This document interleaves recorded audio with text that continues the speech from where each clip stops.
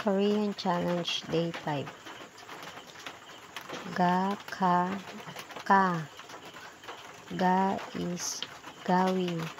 Ka is kiwi. Ka is kagi. Da, ta, ta.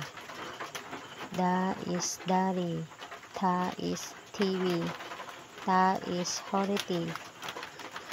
Ba, pa, pa. Ba is bagi. Pa is yangpa. Pa is kupa. Sa, sa. Sa is hoxi. Sa is ayushi. Ja, cha, ja. Ja is jamon. Cha is jadongcha. Ja is gaja.